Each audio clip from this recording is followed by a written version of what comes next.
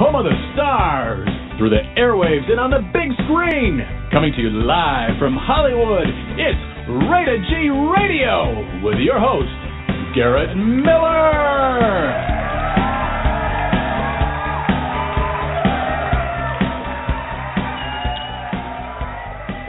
Welcome back to Rated G Radio, and tonight it's going to be Super Gay Radio with I'm going to just call him my co-host, Mr. Rob Watson. Rob's going to be coming onto the show in just a second and talking about his latest article, which is going viral today. It's called "The Gay Dad Sounds Off on the Pun for the Homophobia Industry Refusing to Do Her Job." And then I also want to ask him about the Duggars and the latest about the Ashley Madison scandal and so much more.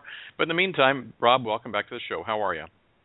I'm good. Do I have to be super gay tonight? Is that what I heard? Well, that's what I call our episodes now. I call them, when I have you on the show, it's Super Gay Radio, and then when I have Trucker Patty, it's Transgender Tuesdays. Yeah, or Transgender Trucker Patty Tuesday show. Yeah, so there we go. So it's Super Gay Radio. Yeah. Not a problem.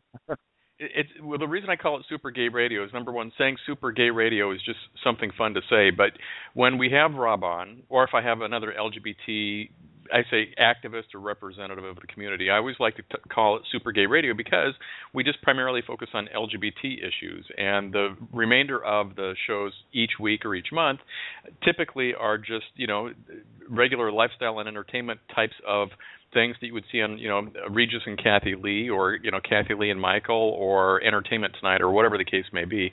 And so when I have a superstar like you joining the show, Rob, it's always fun to talk about things that are affecting the LGBT community. Because you are an expert at this, I say that because you're the co-host of KSCO 1080 AM's Out in Santa Cruz on Saturday nights at 7 o'clock that you can listen to online like I did this past week. Or, if you're in the Santa Cruz area, you just, turn your car radio on and magically you're there. So, but that's why I call it Super Gay Radio when you're here. I own it. I will be it. I personify it. No problem. I know. So what's going on in your Super Gay world today? Well, it's in the Super Gay world. A lot of things. I would say the thing that's going on today is this sort of reverse lottery situation with Josh Duggar. I mean, apart from how anybody may feel about him and, of all the things that he's done and said and stood for, you have to appreciate that the man has won the lottery ticket from hell in just his situation. Yeah. I mean, it's like, to be, to have this hacking thing happen with this adultery website, and out of 38 million people, be the person that they search for the most and find and then publicize and become the poster boy for is just, I mean, how lucky is that? Or unlucky? Well, it's one of those things. It's, and I will tell you, years ago, I should have known when, what's the saying? If thou doth protest too much, you're quacking like a duck, and you're walking like a duck, so you must be a duck. I was quacking and walking and didn't really have any idea, but I sure said a lot of nasty and terrible things in years past. And when I, kind of realized who I am, I was like, holy cow, was I an ass, and how horrible was I along the way? But to see, this come up, I don't want to say I'm surprised, but I am surprised at the... Well, I'm not really surprised. I think I'm really not surprised because I just got finished watching an episode of the Steve Haskell Show, or whatever that talk show is, where they have people that are, crazy, and it's like Jerry Springer. Jerry Springer co-produces it, and I'm fresh off of that. That's my 1 hour of TV today because that was on, and I couldn't get the People's Court to stop flickering on Channel 9 because we don't have TV. We got an HD antenna that's outside, so whatever comes in, comes in. So, you see this Josh Duggar type of thing come up, and this guy has, obviously done some things in his past, and of course, his family has chosen to take a certain path on how to work with that, right or wrong. Who are we to cast stones and throw rocks and things like that? Because those of us who live in glass houses, probably shouldn't be casting the first stone. But then, you have the fact that he has been such an spoken antagonist for the LGBT community for years by being part of the Parent Research Council, and it's the FRC, right? FRC, right? Family Research. Family. There we go. Sorry. And then to have him work with different political campaigns and out there, like, okay, I'm on a pedestal. I'm not going to cast. I don't walk in his shoes, so I'm not going to sit here and say, well, he shoulda, coulda, woulda, whatever. All I know is that I feel very sorry, not only for him, but specifically for his wife and his family, that they're having to go through this at this point. It is just unimaginable. And I've done stupid stuff in my past. Let me tell you. And I've felt embarrassed and humiliated and stupid for doing stupid things in the past. But I have no level of how he must feel at this time. And I'm not trying to get anybody to feel sorry for him. That's absolutely not what I'm trying to do. I just am like, I don't know how, the man sleeps at night. This is shocking. Yeah, one of the things, though, with him is, and two, I'm not really driving for sympathy for him, but, the first scandal, which had to do with molestation, there's no sympathy for him. That right. He was young, but he caused harm, and the family reaction was actually pretty weird around it. Right. And that was what it was.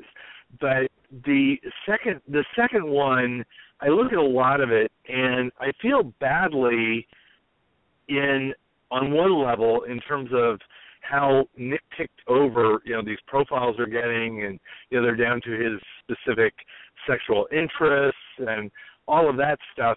And quite frankly, they're pretty, normal for just an active sexual guy. And the thing that really strikes me is more going back to the Duggars themselves and this repressed life that they have projected and promoted. And it's part of what you were mentioning before, where the part of that promotion of their life is to go out and beat up other people and tell, LGBT families that they're not good enough, they're not worthy of, marital rights, they're not worthy of this, telling transgender men or transgender women that they are, potential child molesters, and all of these things that they have beaten up people over, when their repressive stance, I think, seems like almost a natural reaction to that. When you've been oppressed and driven down in your family life, you're pledging that you're only going to have, sex with one woman your entire life, and this whole mantra that they have put out there, and then find out, the guy's, he's a guy, and he has sexuality, and that the party line really didn't fit him. I feel very badly for his wife. That the betrayal is not huge. A good thing and not excusable. But it's this whole repression that they're about. And I think if you look at the Catholic Church and the molestation scandals there, it's like the thing that is coming out of these massive sexual scandals of the last 20 years have been repression doesn't work. Repression is not healthy. And I think that's the thing, that the takeaway that would be helpful for all of us to reflect on. And the point you made is incredibly valid, is people who tend to be homophobic tend to be repressing something in themselves. It seems to be part of the deal of coming out, and we're either easy targets because, one, they're feeling same-sex attraction and really want to deflect that, or they're just feeling sexual and they don't want to admit it, so they beat up on people that they don't relate to, but they can accuse us of being just these sexual, beings that's all we're about, which of course is not what we're about any more than any other human. Well, I think anybody who's put in these types of situation, well, and he put himself in that situation. So first and foremost, there's that. But anybody who, finds himself in a situation like this, and you can go back to like the Jimmy Swaggart picking up prostitutes or looking at Playboys or, and then Jim Baker or any of the other people that are very high profile, it happens time and time and time and time and time and time again. And you're like, I'd stop casting stones any time. And, there's so much more, and I'm not trying to get up on a pedestal, even though I'm on one right now, and I'm, using that right now. But I would stop getting up on pedestals and, casting stones and telling everybody they're going to hell because they don't eat the same kind of cheese sandwich that you want to eat, because more than likely you're probably doing stuff that you shouldn't be doing, and going out and proselytizing about it, I think, is a giant mistake, because I think it ends up just drawing more attention to you. Granted, people do bad things every day, but if you are doing something that's not necessarily so fantastic, and I'm not saying anybody should do anything that I say at all. Don't live by my rules at all. But, if you're doing something that's not necessarily so great, number one, stop it. But, if you're doing something that's not so great and, you're not going out and telling everybody, don't do this, but, secretly you're doing that, I really have a hard time finding any sympathy for you when the curtain's exposed and when that glass house shatters. It just, you're raising a really good point, though. I mean, I would take it one step further. I mean, think about it this way: Josh Duggar, the scandal that is erupting right now, simply would not be there if he hadn't done what you're talking about. Right. It wouldn't be there because, I mean, the 38 million people that were on this site are in his shoes. I mean, it's an adultery site. It is not just a cruise site or a sexual site. It is for people who want to commit adultery. And so there are 999 other people that are out there who have done what Josh Duggar has done.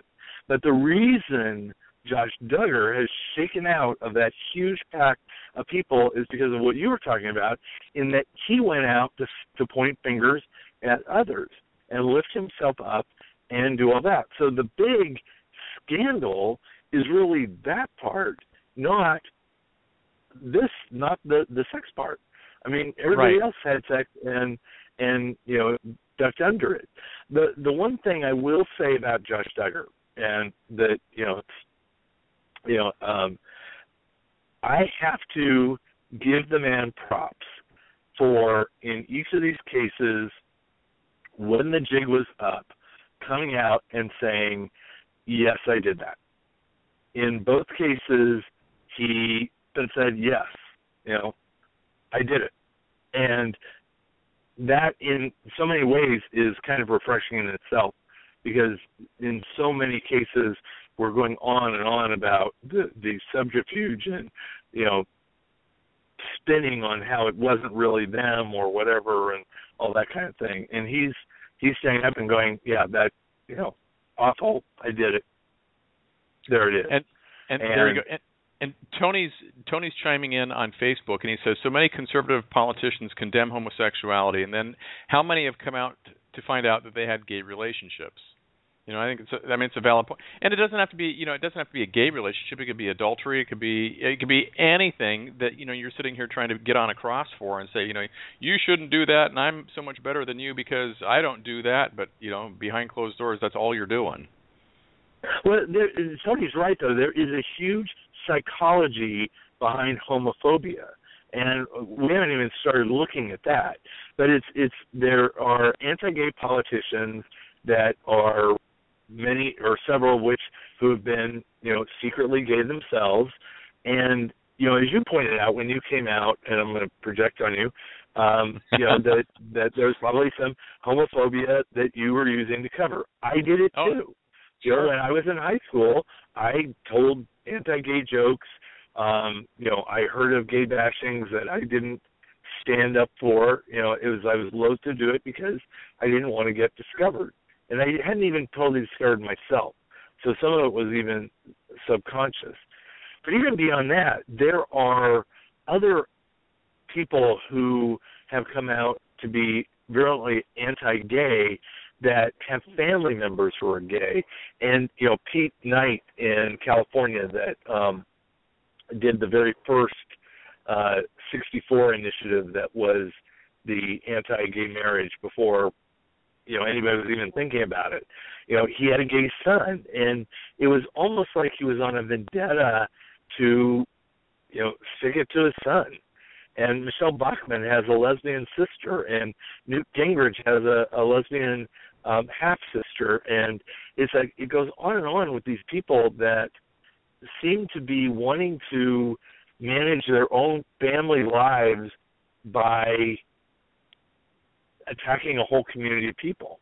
And it's very weird. I know, isn't it though?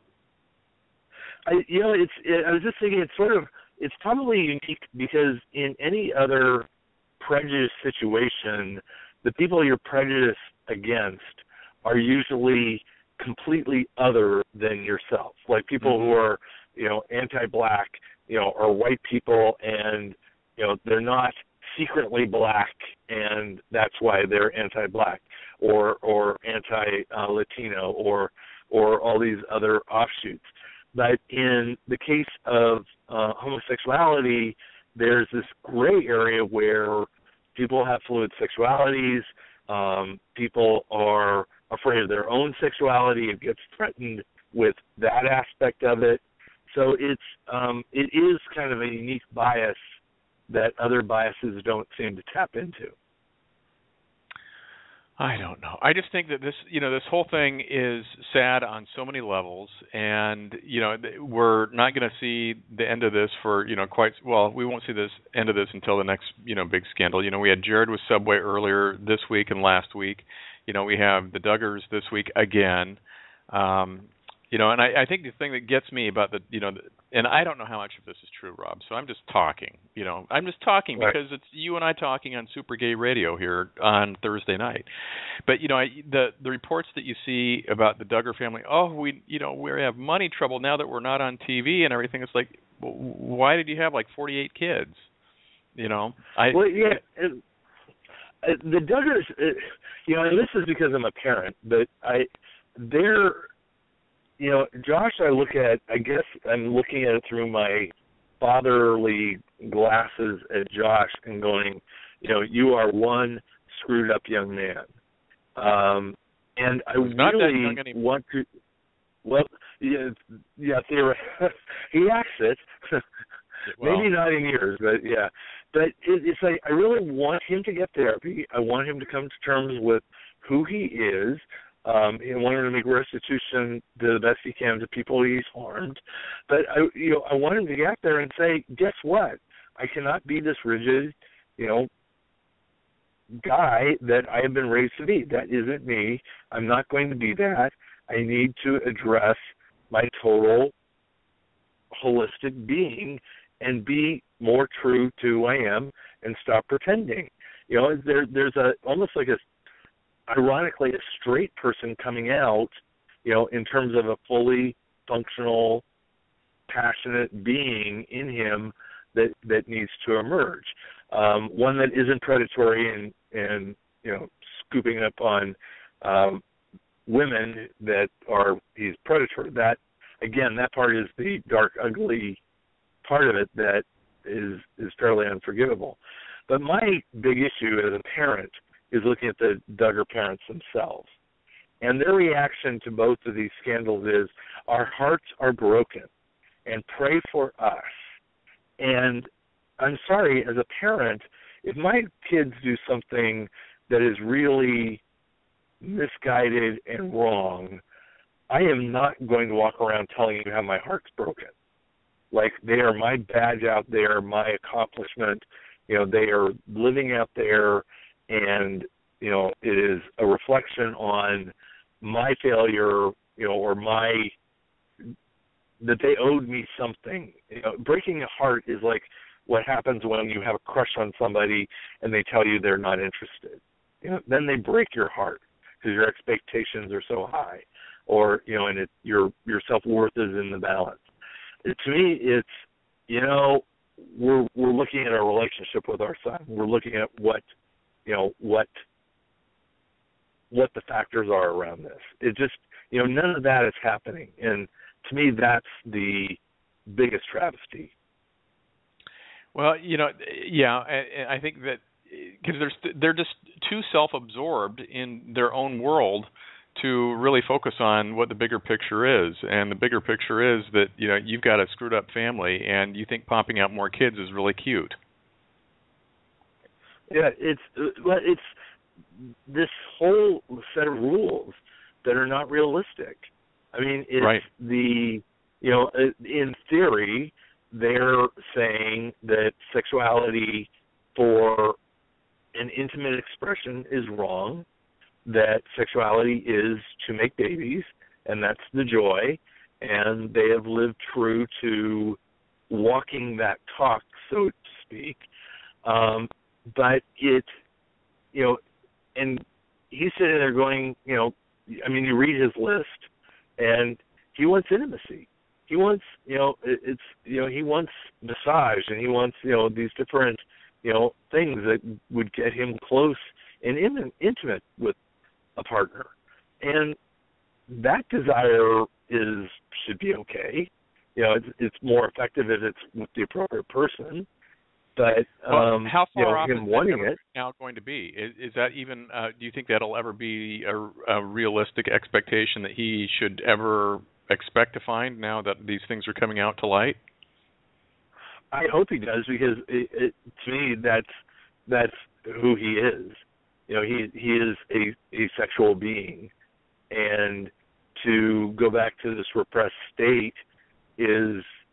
Well, I'm not suggesting that he should go back and be repressed. I'm just saying, you know, given what, you know, the world now knows, you know, I mean, as his wife, I would have a hard time. I mean, I'm not in her shoes. Maybe she forgives and forgets. Maybe she knew. Maybe she, you know, who knows what's going on in that household. We don't live there. But, you know, if this is the first I'm finding out about it and I had an issue with it, it's probably going to be really hard for her to say, you know, come on, let's go have some fun in the bedroom now, and you know, all's forgotten and I forgive you. I mean, that you know, I don't see that happening tonight. I would. I mean, it's their business, but I would kind of hope it doesn't happen, because you know, it's like it didn't. He didn't come to this because I don't know what their relationship is. I have to think the implication from what he's looking for outside implies that it's not what's happening within his own home. Whether that can happen, you know, that's their business. Right, totally their business. But I just think that's going to, you know, if I were him and going, well, you know, I want to try to move past this, and I want to try to be, you know, a good guy and, you know, live with the way that everybody thinks I should live and blah, blah, blah, blah, blah. As his wife, I think that would be really hard to look past. You know, it's like, how can I ever trust you again? And how can I ever, you know, let you touch me again? How can I, you know, I don't know what, you know, is going through her head. I can only imagine. I would hope she would reexamine the whole structure of what they've decided and they were living up to as being true. How much therapy do you think herself a ton. It's like a solid year's worth of therapy. Seriously, it's like they like anybody who goes through things like this. It is never about the surface. It is always about what's going on that is deeper than that. Yeah. You know, and it's, you know, if he feels trapped and he's doing this and acting out, you know, she's definitely trapped, whether she feels it or not. And, you know, I would hope that she would find somebody that could be true to what she really wants. And I don't pretend to know what that is. You know, he's obviously got a list out of what he truly wants. Right. And, you know, he needs to, you know, I don't think we can turn to Josh Duggar and say, you know, you need to accept LGBT people because we're being true to ourselves, that you go live this pretend lifestyle and be this person that you're pretending to be. which is kind of what has caused, in my opinion, his problem from the get-go. Yeah. You know, it's when kids or when people, when human beings are told you have to be this way, and they're not, then they learn how to pretend and walk through it and play the game, and then go live their authentic life separately. And that's kind of what he has been doing. And I think he needs to separate from everybody, you know, go out there and figure out who he is. It's, you know, you and I know people who've done this with the ex-gay type of thing. Yeah. Where they were in ex-gay situations and trying to live up to that, and you know, they've crumbled. They've crumbled out of that because they could not live up to everything that was expected of them. You know, many of them put on the spot. They had to tell people how recovered they were and how great their quote-unquote new life was, until it all fell apart and they couldn't live it anymore. They couldn't be what they were pretending to be. Well, we've had ex-gay therapist, you know, John Polk on the show before, and you know, I remember the story. I didn't remember him, and I didn't put two and two together.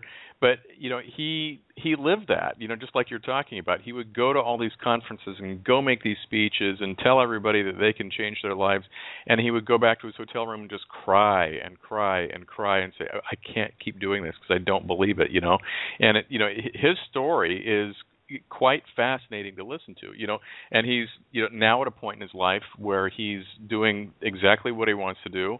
You know, family issues are still a little bit challenging for a couple members of his family. His ex-wife now, you know, obviously doesn't really care for him a whole lot for obvious reasons, but you know, he's trying to move ahead and being, you know, living his authentic life. He has an award-winning, fantastic catering business that's booming in Portland, Oregon. He does this fantastic jewelry on the side. He's, you know, got you know, 3 great kids, but it's taken years for him to get to the point where, you know, he's, you know, kind of happy, and it's taken a lot of, you know, time and I'm sure therapy and money to get him to the point where, you know, he puts on a smile and he really feels it. And I don't know, I just feel for the people who are going through that, and I mean, it doesn't make anything that they've done better, but it's just I can't imagine the amount of either shame or embarrassment or the, you know, I have to keep putting that mask on because this is what I'm supposed to do, because that really is so hard to deal with. Well, you know, and John is actually somebody that came to mind for me in terms of this conversation, because I remember when the Newsweek magazine came out with John and his wife on it years ago, and it was, you know, there wasn't a lot of gay discussion going on around then, so it wasn't like if it had come out now where people would look at it and go, yeah, whatever. I mean, it was like, you know, desolate wasteland of discussion, and boom, this comes out saying, you know, guess what? It's all a choice, and here's this couple that are proving that it's a choice. And I was looking at the pictures of them in Newsweek magazine. I won't forget this. It's like I remember where I was in my house looking at this publication that came out, and I looked at the pictures of them going, they look completely uncomfortable, unnatural, staged. This does not look like a comfortable couple sitting together looking like a real married couple. And it was, you know, years later, and, you know, John is a mutual Facebook friend of both of ours, and I look at what his demeanor, his cooking, his everything, you know, he looks so authentic. He is just authentic, you know, and it's a, you know, the difference is just astronomical. And that's all we can do. I mean, any one of us, you know, there are great actors in this world, but having to act 24 hours a day, 7 days a week is exhausting. Yeah. You know, Rob, what's not exhausting is fresh coffee from Rainbow Brew. We're going to break for just a quick second and come right back, and we're going to talk about your article next. When it comes to coffee, freshness is queen. That's why Rainbow Brew believes you should have the freshest coffee, roasted to order in small batches and delivered to your door within a couple days. Whether you're purchasing for a coffee shop, restaurant, or home, Rainbow Brew is your one-stop shop for fair trade and organic coffee.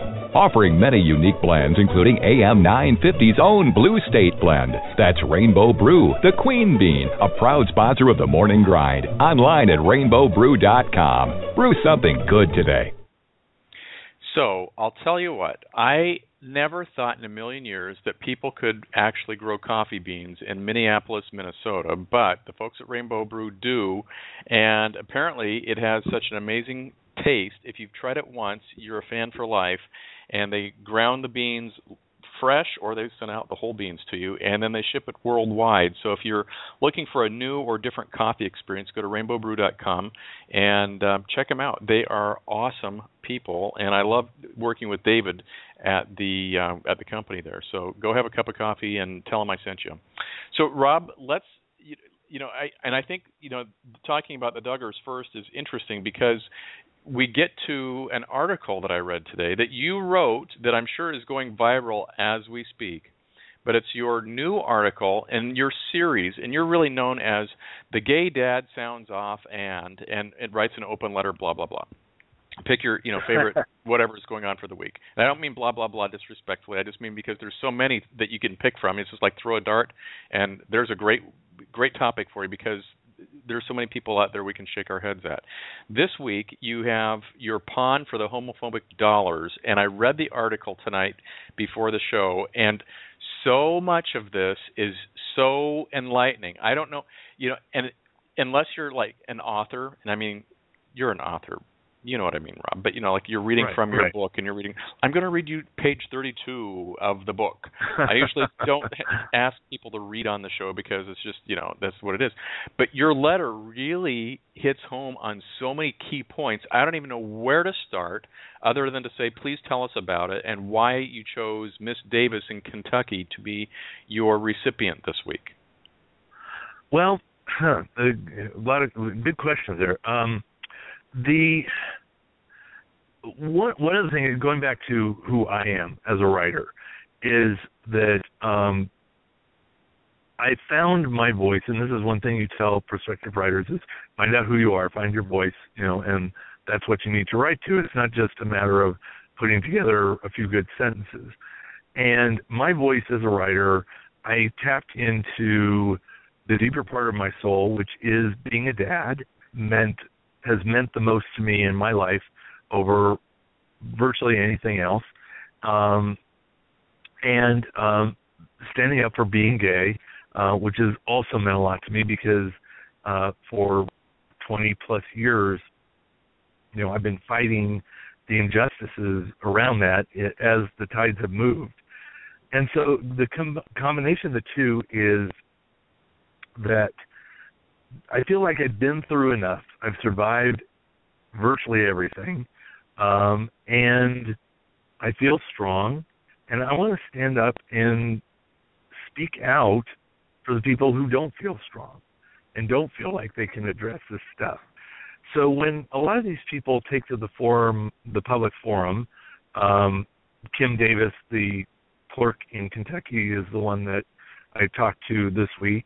And last week it was the couple who did the billboards in Iowa.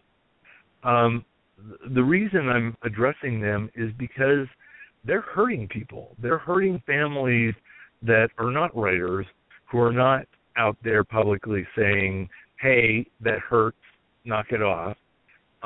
So I'm saying it for them. I'm saying it for other families that they go online and they feel demeaned and criticized and repressed and harmed by the public statements, pronouncements of these people. Kim Davis, in particular, is a little bit odd in that she is taking this stance that has no legitimate end game for her. At all. You know, it's not like there's a reasonable outcome in her favor. You know, people are not. There's too much of a slippery slope behind her. You know, we've got one situation, you know, somewhere else in the world where people want to say who they get to bake cakes for, and there are quite a few people who I think wrongly who stand up and say, hey, if I'm baking cakes, I do want to choose who I bake cakes for. Even if I'm wrong about it, I still want that choice. So not the discussion today, but here we have a public servant who wants to pick and choose based on her own life choices what she authorizes, does not authorize in her job. And there is very little way to get your head around that as that being okay. Because it's, you know, and one of the points I make in the letter is this woman, Kim Davis, has been married 4 times. And there are people out there, other conservative Christians, who don't approve of that. So I don't think she would have, on her last journey to the altar, been very cool with going into her own office and having people say, sorry, you're still actually married to your first husband and we're not doing this. You know, but she certainly had the expectation that she would get served, and did, and should have. So the impetus behind this was to call her out on that. The other piece of this, however, is kind of the really ugly underbelly. Not that her outer belly isn't, you know, her outer cause is not ugly in itself, but she's being backed up by a group called the Liberty Council. And the Liberty Council is the one that is really perpetuating this. Because if Kim Davis was standing on her own, she would say, I don't want to do this. The governor said, you have to do this to do your job. She'd say, I don't want to do this. And they'd say, there's the door. Thank you very much. You know, you're gone. You know, that's what would happen. But she's backed by the Liberty Council that is you know, running this through the court system, you know, making out like they're going to have some success about it, when all legal experts are looking at it going, this is dead. You know, people are trying to look at it going, okay, somewhere you must have a point. And there is no point. And the real point is they make money off her. She is a pawn. They're making money off her by pursuing this case. They get to go out to all their donors and say, isn't it awful? Aren't those awful gay people doing horrible things to our poor conservative government officials who don't want to authorize their marriages? Give us money. Give us money so we can go fight this. And that's what's happening. And I think what is really, I mean, there's so many disappointing things here. Number one, it's like, if, you know, you don't have to like the law, but you need to uphold the law. And if the federal judge has told you you need to do this, and the state judge has told you have to do this, having you say, you know, I just don't feel like it because it's against my religious beliefs, then that is not the job for you. You need to go find a different job that will align yourself with your religious belief. I don't really care what that is. Okay? And by the way, I don't care if the issue is gay marriage or anything else. Paying traffic tickets. Maybe that's against your religious beliefs. But in this case, we're talking about people refusing to issue marriage license for LGBT people. Okay? So I think, number one, there's that issue. But then, you know, number two, and I didn't know she'd been married 4 times. So that, and if I skimmed over that or glanced over that, Rob, I apologize, because that would have been something I would have been, she's been married 4 times. But to be fair, I think I alluded to it. I didn't harp on it because, you know, I didn't want to turn around on that. It wasn't really the point. Right. Yeah. And so I think the thing that gets me about, you know, her role is that even if somebody came and said, you know, the only reason they're telling you to put up the good fight is so they can put more money in their pocket, I honestly don't know if she would have the ability to recognize whether or not for her if that was true or not. But when you read your article on evolveequals.com and you read a gay dad sounds off on the pond for the homophobia industry refusing to do her job, I'll actually post this on my Facebook page. So you can go read it. But after reading that, I feel sorry for her that she does not recognize the fact that she is being used and used and used. And like you said, at the end of the day, that organization is going to line their pockets with all this donor money, and she's going to be left hung out to dry, and she's going to be made to look like the bigot she currently is. Versus, and you gave a scenario about what it might look like if she did something different. Can you go through that? Yeah, there's a point there where, and many people are doing this now.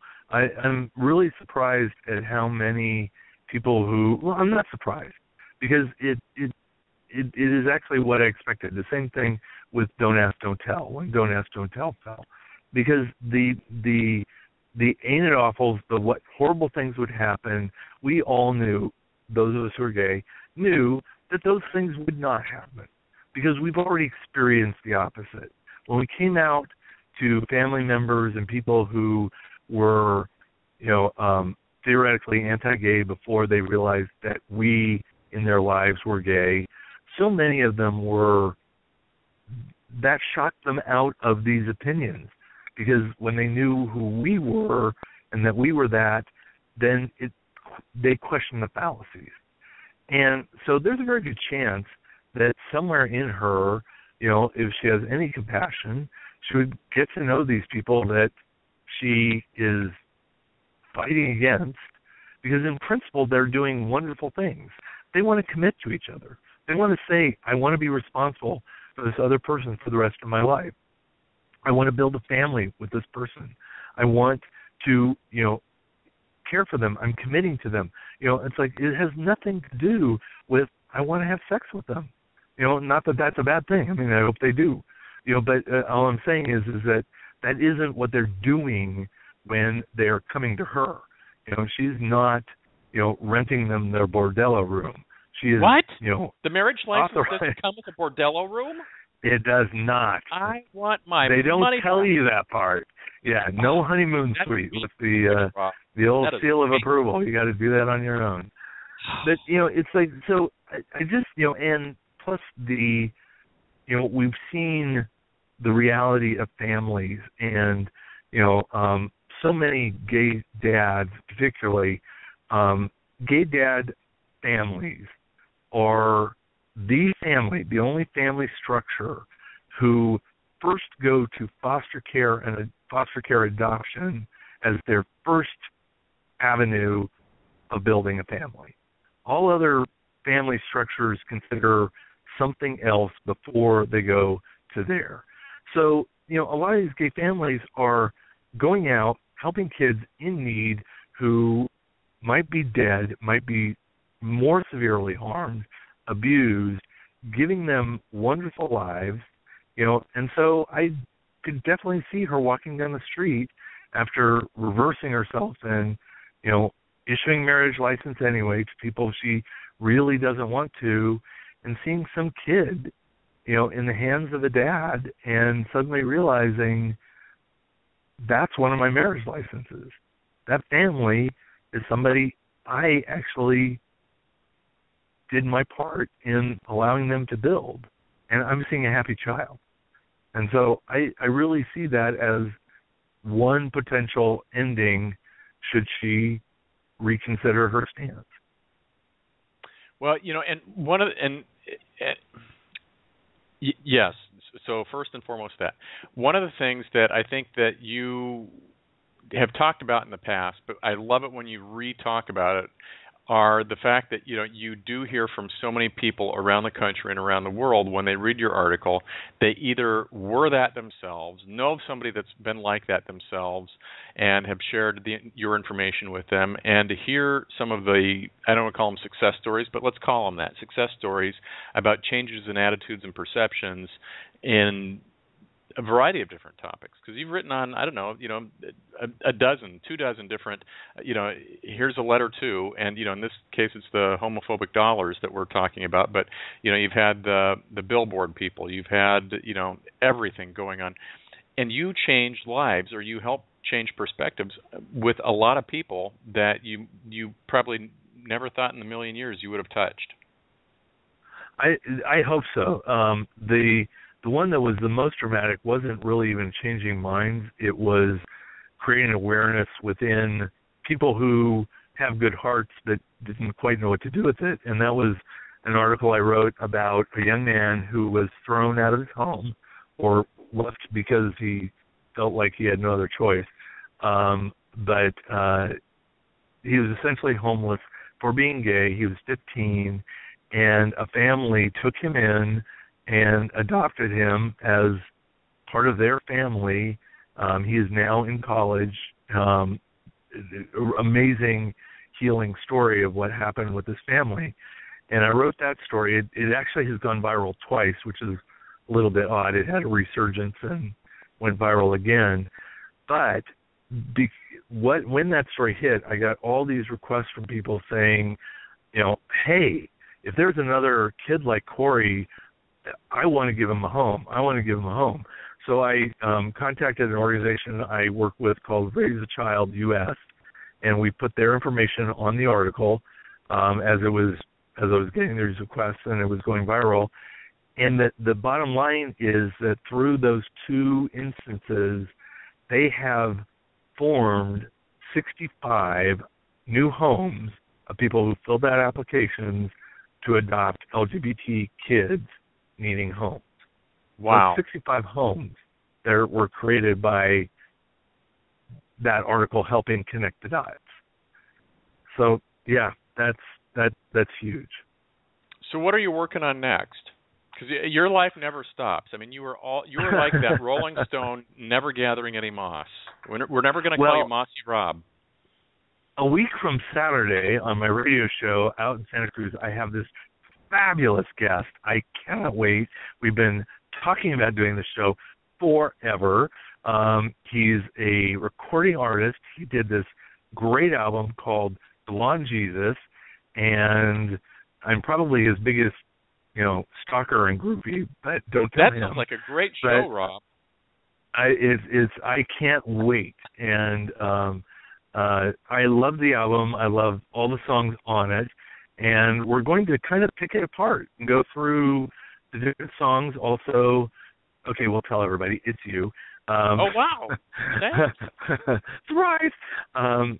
But we're also going to go through your EP, Eyes Wide, that have 3 great songs on it itself, and just talk about some of the, how these songs came to be, some of it, dig down to the deeper meaning behind them. It's part of this world that we're in right now, or maybe just my unique experience in it. But normally you hear an album and you go, wow, what were they thinking when they did that? Isn't that great? And I get to actually sit down with you and find out. So I'm extremely excited about that. And quite frankly, I think I am going to write about Josh Duggar. So the conversation we had may make itself to an article if I carry through on that one. Well, whatever you end up working on, I know that it goes viral and crazy super quick. There was an article that you wrote last week that ended up being on the front page of Yahoo. And so, I mean, it's the front page. It wasn't even like you had to scroll down. It was there, one of the top 1 or 2 articles. And I sent Rob a screenshot and I said, well, aren't you Mr. Fancy Pants? Because as soon as I saw the article title, I was like, that sounds like something Rob would write. And I don't know why I didn't automatically go, oh, this is a Rob article. But I think it just caught me off guard because it was on Yahoo. And I click on it, and of course it's Rob's article. And I'm like, Rob's on the front page of Yahoo. Rob, do you know you're on the front page of Yahoo? So, I mean, that's everybody who's listening tonight. That's the kind of guest that we have. Rob Watson is everywhere with his written word, and it's getting coverage worldwide on all of his, great Dear Whoever letters, and his perspective on why he needs to communicate with them. So I applaud you for doing that, because I think you do give a voice to a lot of people who either don't know the right words, don't know how to go about putting those words together, or where to send those words once they're done, so they have a visibility outside of just writing a mean and nasty letter. And I think one of the things that I like about your writing, though, Rob, is that when you do write, you are so fact-driven. It's really not really an emotional. And this is my take. You might think of it differently, which is okay because it's your words. But it's really taking the emotion, which is usually the heat of the issue, out of it, and you write very factual, so you can communicate on a rational level with most people, I would hope, who would choose to read your article and have them say, wow, I learned something new, or I can appreciate why Rob thinks this way, and we might not always agree, but at least it's it's put together versus some meme that you're going to find on Facebook that says, so and so did this, so they really suck. Share this 9 million times and they'll go to hell. You don't write that way. You write in a logical, concise, educated manner that when you read it, you're like, that really totally, I get it. That makes sense. And I have to applaud you for that, because it's really hard, I think, today to find writers really on anything that aren't writing for the meme soundbite of the moment, because I think that does a huge disservice to the reader, but it also does a huge disservice to that writer, because I think that gives them a false sense of journalism or credibility when there really is none. And you certainly are the antithesis of that. Well, thank you. Yeah, and that is important to me, because to me, ideally, the thing that I really would like to see happen as a result of these articles is the person I'm writing to, I would love to hear a letter back to them going, you made a good point. You got me. I'm reconsidering. Because to me, and that was part of my point with the Kim Davis thing, is, if she came out tomorrow and said, wow, I really screwed this up, and I'm sorry, and let's do this thing, here's your marriage license, I'm really embarrassed, or I'm not even embarrassed, I'm just sorry, and I wish you well, so much forgiveness would come her way. There are people who would, still want to hate her and all that, though there are a lot of people that would go, thank you for taking another look. Because we as a community would not be where we are, if people didn't change their minds. Because 10 years ago, so many of the people who have since changed their minds were in a totally different mindset. And I'm very aware of that. So for the younger LGBT kids coming up, many of which who will, you and I will be sitting there, looking for our dentures and telling them stories, and they'll go, what? They thought, what? I know, it's going to be crazy, and even just 5 years. Yeah, it'll be we had to walk in the, 10 miles to school in the snow barefoot stories about what gay people really had to endure now. There are going to be gay people coming up that won't get it. And, that's our legacy that we're giving them is, freedom from having to get it, that they had to endure that prejudice. Crazy, crazy, crazy things. We've got about 2 minutes left here, Rob, and then we're going to play the surprise hit of the summer, Gay Wedding by yours truly, to round out the show tonight. Yay! So what words of wisdom do you want to leave the listeners with tonight? Wow, words of wisdom. I just think, I would quote your other song, Eyes Wide. That's the one that I think has an enormous amount of wisdom, which is just, keep your eyes wide open and look at things from all sorts of different perspectives. And when the haters come, look at, where they're human, and let's try to go for that. And at the same time, let's look out for the people who are more vulnerable than we are that need us to stand up for them and protect them, because bullying kills. It's horrible, and I'm glad that you're out there. As I'm going to start calling you Bat Rob or Robberman or Aqua Rob or something like that. We're going to come up with like a superhero name for you, and that's going to be just not Rob a Bank. Rob a Bank. That could be like a drag name or something like that. Rob a Bank. I love that. Now you're giving me ideas. And now I'm going to tell you a little secret here. I'm working on trying to come up with a character name for a future episode in my sitcom that I'm working on. And my writing partner and I we came up with several this week, and for a variety of reasons they didn't work. They've been used on other shows or whatever the case was. And so I've been thinking about a name. Rob a Bank is very cute, but I can't use that, but it certainly puts the creative hat back on. So yeah, because as soon as another character goes, "Oh, Rob," you're dead. Yeah. You're done. Yeah, you're done. You're done. So with that, everybody, I'm going to say adieu. Bid Mr. Rob Watson adieu. If you want to go listen to KSCO 1080 AM this Saturday night at 7 o'clock, you can check out their Facebook page. On the Blog Talk Rated G radio page, there's a link for it right there. If you're listening from Westar Radio Network in the UK, it's, Rob, what's the website again? www.outinSantaCruz.com. There we go. We do that. And for everybody else, 9 a.m. tomorrow morning, California time, we have a very early Friday dance party for 2 weeks in a row. Why? Because our guest for the second week in a row is also from the UK. I've explained to everybody when our guests are calling from overseas, I do the show earlier because they're awake. And so I'd rather have them be awake than try to have them call in at 2 or 3 in the morning for the Friday night dance party, normally at 7 p.m. So we're having Mr. Jordan Adams. We're going to be doing the United States premiere of his song called Hold On. I've actually been playing quite a bit here on the show on Rated G Radio for the last week or so. We're also going to be playing Be My Love. That was an original song that he had sent over to me prior to getting Hold On.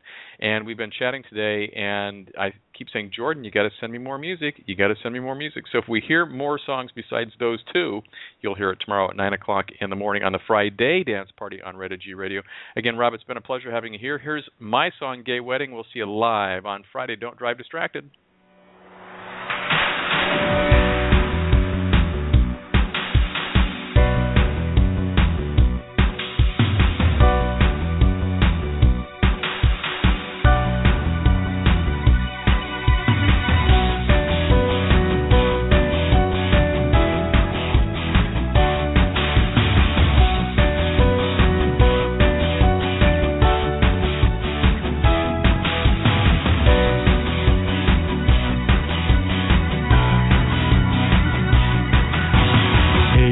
Mister, look what we've done.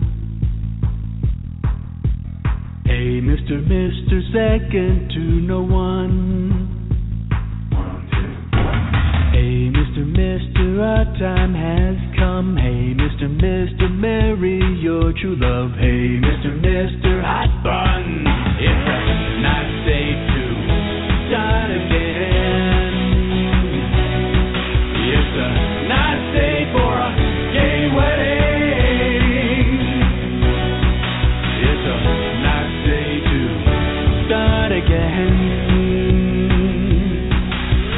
Hey, sister, now you have the right. Hey, sister, she can be your wife.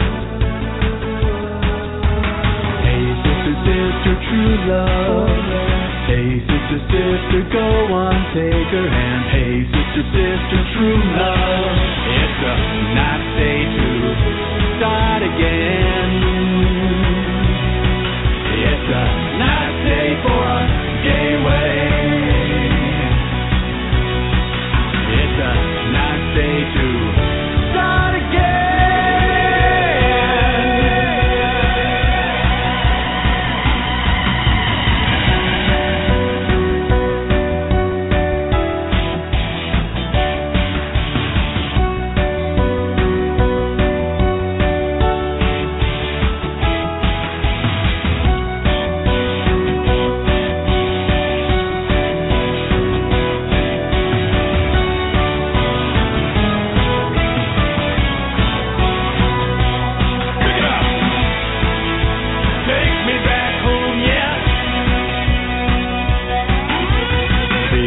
Mister, look what we've done. Hey, Mister, second to no one. We've been together so long. Vows made today are so strong. No matter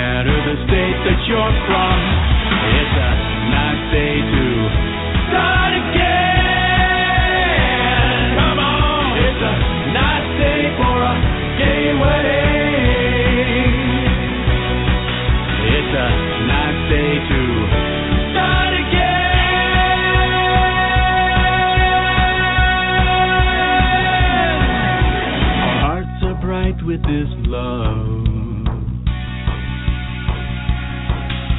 Our hearts are light with... You've been listening to Rated G Radio.